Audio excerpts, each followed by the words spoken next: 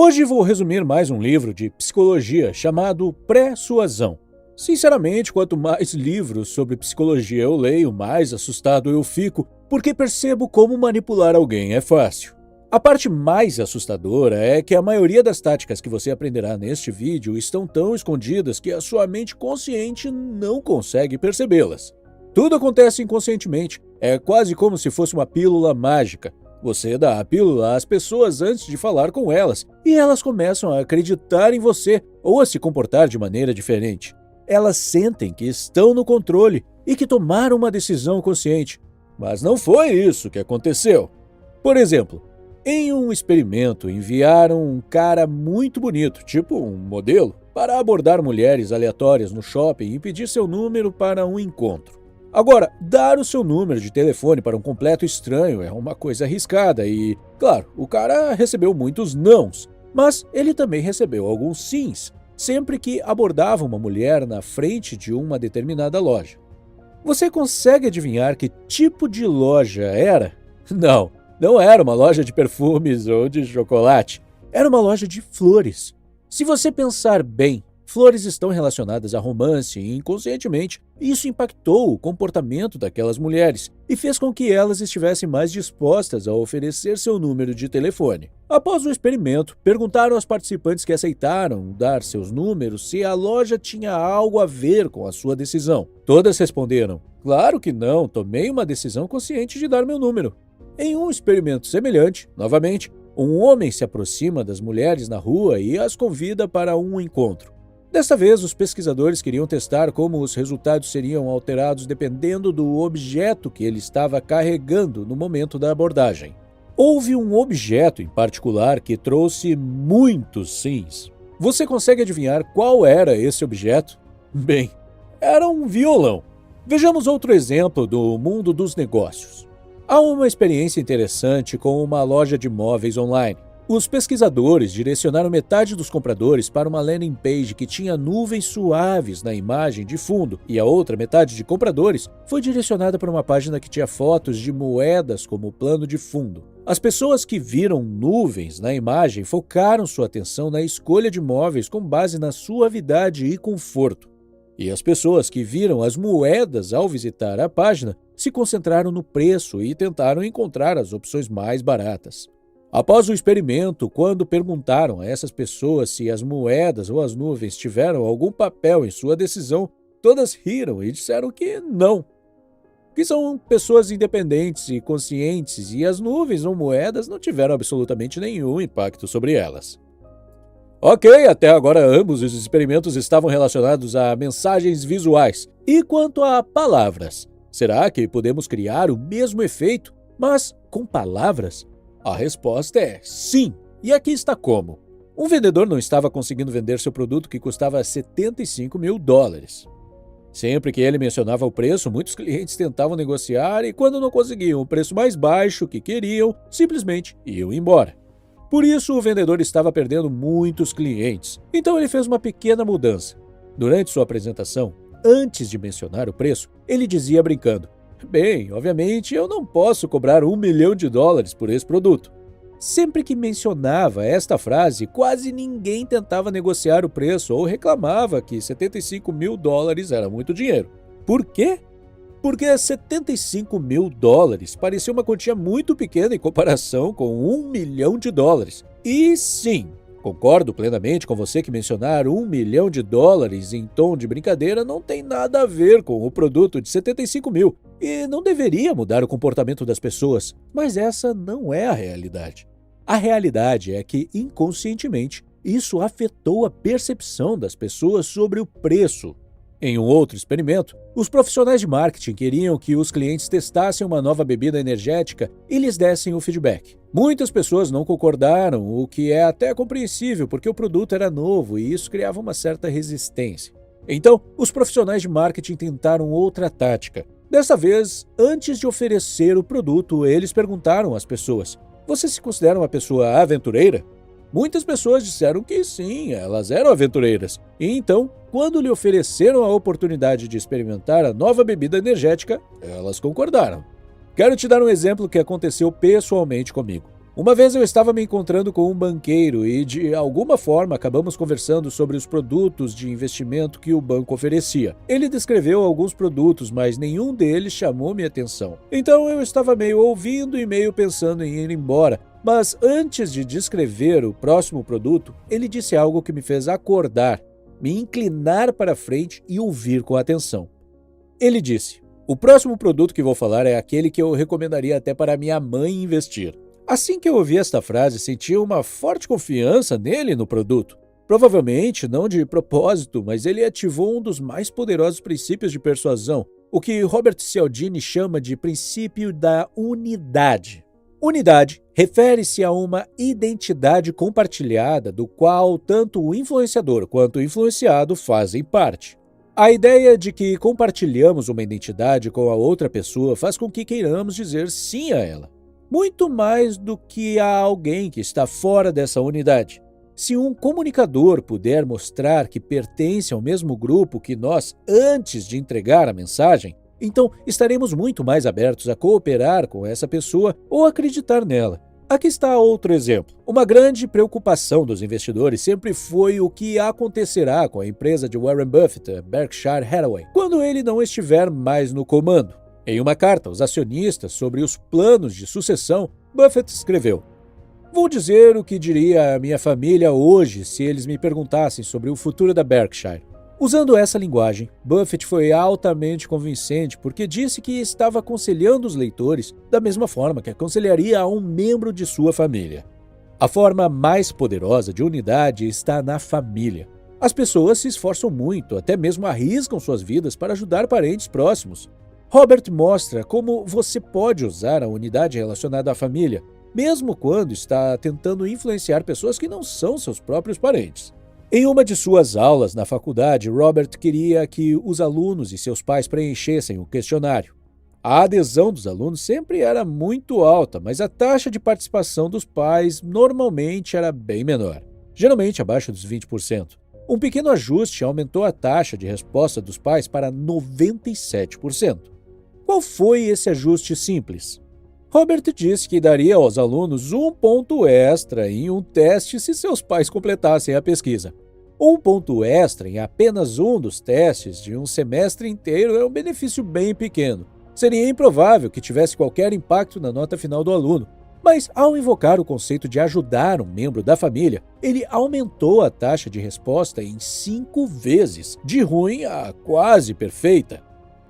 As implicações desses estudos e exemplos são enormes. Isso significa que, se eu puder alterar a sua atenção para, digamos, ajuda, justiça ou romance, antes de entregar minha mensagem, naquele momento você se tornará uma pessoa prestativa, justa ou romântica. Em outras palavras, usando as táticas de persuasão, posso mudar sua identidade naquela situação específica, posso mudar quem você é. Posso mudar a maneira como você se percebe e posso mudar a maneira como você percebe a mim e a minha mensagem. Este próximo experimento é bastante impressionante e explicará por que somos influenciados tão facilmente. Na Bélgica, pesquisadores reuniram um grupo de pessoas e mostraram a eles uma foto de um objeto doméstico, mas com uma imagem de fundo diferente. Eles dividiram as pessoas em 3 grupos. Na foto de fundo do primeiro grupo havia uma pessoa sozinha. A imagem de fundo do segundo grupo tinha 2 pessoas em pé, uma ao lado da outra, mas separadamente. Finalmente, na imagem de fundo do terceiro grupo havia 2 pessoas em pé, ombro a ombro. Durante o experimento, os pesquisadores se levantaram e acidentalmente derrubaram vários objetos no chão para descobrir quem desses 3 grupos se ajoelharia e ajudaria. Tanto do primeiro quanto do segundo grupo, apenas 20% das pessoas ajudaram, mas os resultados foram 3 vezes maiores no terceiro grupo, que tinha uma imagem de fundo de 2 pessoas em pé, ombro a ombro. Agora, esta não é a parte mais interessante do experimento. A parte mais interessante é que os sujeitos desse experimento eram bebês de 1 ano e meio, que ainda não tinham raciocínio lógico bem desenvolvido e mal conseguiam falar. Este experimento prova como esse processo é primitivo e fundamental, e porque subconscientemente cada um de nós pode ser facilmente influenciado, independentemente do nível de habilidade lógica ou de inteligência. Por exemplo, a pesquisa mostra que se você simplesmente colocar a imagem da escultura O Pensador no canto da tela enquanto as pessoas desempenham uma tarefa, elas se tornam mais analíticas e cometem menos erros. Ou se você colocar a foto de uma pessoa vencendo uma corrida, então elas produzem mais. A mensagem subconsciente afeta positivamente sua performance e seus resultados. Agora vamos ver na vida real como podemos aplicar o que aprendemos com esses experimentos. Tenho 6 dicas práticas para você, mas primeiro gostaria de fazer uma analogia que resumirá tudo o que abordamos até agora e também facilitará a compreensão da lição central desses experimentos. Imagine que você está plantando uma semente. Se você quer que a semente cresça e dê frutos, você precisa fazer 2 coisas. Em primeiro lugar, escolha uma semente de boa qualidade e, em segundo, prepare o solo corretamente. Se o solo não estiver bem preparado, a semente não crescerá, independentemente da qualidade da sua semente. Usando esta analogia, podemos dizer que a semente é a sua mensagem, que você usa para convencer os outros. E este livro e todos os experimentos e exemplos que você ouviu até agora são sobre a preparação do solo. O que você diz para persuadir é importante, mas o que você coloca na frente da sua mensagem antes que ela seja entregue, às vezes, é mais importante. Em outras palavras, sua semente é importante, mas primeiro você precisa ter certeza de que o solo está nas condições certas para que a semente seja cultivada. Você viu isso em todos os experimentos. Sempre havia uma frase, um pedido ou uma imagem que via antes da mensagem a ser entregue e que mudava completamente o comportamento das pessoas. Ok, vamos passar para as 6 dicas. 1. Se você está dando um produto gratuito para seus clientes, considere dar o produto aos membros da família deles em vez de aos próprios clientes. Isso pode ser mais eficaz. Lembre-se do experimento com alunos e seus pais e como dar um ponto na prova aumentou a taxa de resposta dos pais. 2. Digamos que você tem um produto e precisa de ajuda do seu cliente para melhorá-lo. Em vez de perguntar qual é seu feedback ou qual a sua opinião sobre esse produto, você pode dizer qual é o seu conselho sobre este produto. A diferença parece pequena, mas o efeito é bem grande, pois a palavra conselho cria unidade, cria um efeito de união. A palavra conselho faz com que as pessoas deem um passo à frente em sua direção, e as palavras opinião ou feedback as fazem recuar um passo. Como você provavelmente já percebeu, essa dica está relacionada ao conceito de unidade. Lembre-se do exemplo de Warren Buffett e da minha conversa com o banqueiro. 3. Se você está planejando pedir um aumento de salário no trabalho, faça-o no momento em que tiver recebido um bom feedback dos clientes ou quando tiver alcançado um ótimo desempenho em algum projeto. Este é o momento em que os resultados de seu bom trabalho estarão no centro das atenções. Esta dica está relacionada ao experimento com o novo energético. 4. Se você é um estudante e está tentando convencer outros alunos a doar para alguma causa, você pode mencionar que você também é um estudante e isso ativará automaticamente o princípio de unidade e aumentaria as doações. Novamente, esta dica também está relacionada ao princípio de unidade. 5. Decore seu ambiente de acordo com seus objetivos. Até ler livros como este, eu acreditava que era burrice escrever frases ou palavras motivacionais nas paredes do escritório. Você provavelmente já viu nos escritórios palavras como coragem, sucesso, vitória, qualidade, cliente em primeiro lugar, etc. Acontece que essas coisas realmente funcionam e nos impactam subconscientemente. Então, pense sobre quais são as coisas que você está tentando alcançar e como você pode decorar o ambiente para colocá-lo nesse estado de espírito. Por exemplo, quando meu objetivo era ganhar $10.000 por mês, fui ao site da Amazon e comprei uma pilha de dinheiro falsa de $10.000 e coloquei na minha mesa para me lembrar do meu objetivo. Quando quis começar a investir mais, imprimi uma frase que dizia: "Faça o dinheiro trabalhar para você". Emoldurei como uma foto e coloquei na minha mesa de trabalho. Você também pode fazer pequenas coisas, como alterar a imagem de fundo do seu telefone ou computador. Você pode ouvir diferentes tipos de música de acordo com o tipo de trabalho que está fazendo. Se a tarefa exigir que você seja altamente focado, Basta pesquisar no Google Music for Focus ou música para aumentar o foco e ouvir a playlist enquanto trabalha no seu projeto. Por exemplo, antes de começar a escrever roteiros como esse, eu sempre assisto um vídeo do meu youtuber favorito. Eu gosto de seus vídeos porque eles são de alta qualidade e ele consegue explicar assuntos complexos de uma forma muito simples. Apenas reproduzir passivamente alguns dos seus vídeos antes de começar a escrever roteiros me coloca no mindset certo, no qual também estou focado em qualidade e simplicidade. 6. Traga a pessoa para o mindset certo antes de entregar sua mensagem. Vou explicar com um exemplo. Uma vez eu queria convencer um dos meus colegas a fazer as coisas de forma diferente em nosso projeto. Nós dois sabíamos que essa mudança seria ótima para o projeto, mas ele simplesmente não queria se comprometer, porque ele teria um trabalho extra. Principalmente na época, tínhamos tido algumas outras discussões nos dias anteriores, então ele estava em um mindset de discordar de tudo que eu sugerisse. Então, depois de 2 tentativas fracassadas de convencê-lo, tentei uma tática deste livro e funcionou. O que fiz de diferente desta vez? Bem, antes de começar o assunto, eu disse o seguinte: você se lembra que uns 3 meses atrás você sugeriu uma mudança da qual eu discordei, mas como era para o bem do projeto eu acabei concordando? Ele disse que sim. Eu disse: ok, hoje graças a essa mudança que você sugeriu tivemos grandes melhorias. Na época eu era contra, mas concordei com o que você sugeriu porque você disse que seria melhor para o projeto. Não era sobre você, nem sobre mim, era sobre o que era melhor para o nosso projeto. Agora, hoje eu estou pedindo uma mudança e nós dois sabemos que será melhor para o projeto, então, que tal nós dois colocarmos nossos egos de lado e implementarmos a mudança que estou sugerindo? Ele pensou um pouco e disse sim. E esse foi o fim da história. A razão pela qual isso funcionou foi porque eu mudei o seu mindset de discutir para fazer o que era melhor para o projeto. Pense em sua vida. Provavelmente você também passa por situações semelhantes.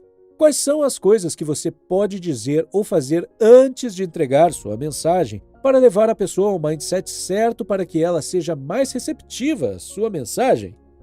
Você precisa que a pessoa seja justa, romântica, honesta ou cooperativa? Defina o que você quer. Encontre uma frase ou imagem ou objeto que coloque a pessoa nesse mindset e então entregue sua mensagem. E, é claro, faça isso de forma ética. Não vá apenas aplicando essa tática em todo mundo. Talvez você tenha dúvidas do que acontecerá se você não agir com ética. Por exemplo, o que aconteceria se você decidisse usar essas táticas de forma antiética em sua empresa contra seus clientes? Bem, seus funcionários vão ver o que você está fazendo e eles vão começar a usar as mesmas táticas dissimuladas contra seu próprio cliente, que é você. Portanto, é altamente provável que não agir eticamente vai sair pela culatra. Mais uma coisa. Tenha sempre em mente que você não é imune a essas táticas e pode ser facilmente influenciado. Por exemplo, um amigo ou colega pode mencionar um pequeno favor que fez para você antes de pedir um grande favor. Mencionar um pequeno favor o colocará em um mindset em que você sentirá um forte desejo de ajudá-lo. Ajudar as pessoas que nos ajudaram está no nosso DNA e é muito difícil lutar contra isso. Se o favor que eles pedem é igual ao favor que eles fizeram por nós, então tudo bem. Mas às vezes eles usam um pequeno favor como isca para que você concorde com algo muito maior. Portanto, em tais situações, não dê uma resposta imediatamente. Não se apresse. Diga-lhes que você vai pensar sobre o assunto e avisar sobre a sua decisão. Se você se apressar, é altamente provável que concorde com o pedido deles e depois se arrependa. Pessoalmente, já aconteceu comigo várias vezes. Concordei em fazer coisas das quais me arrependi mais tarde. Finalmente, meus objetivos com este vídeo foram: número 1. Aumentar a conscientização sobre as fraquezas que cada um de nós possui para que possamos nos proteger. E número 2. Mostrar maneiras de aplicá-las eticamente à sua vida, trabalho ou negócio. Espero que tenha sido um vídeo útil. Se você quiser ver vídeos semelhantes a este, confira a lista de reprodução que você vê na tela. Tenha um ótimo dia!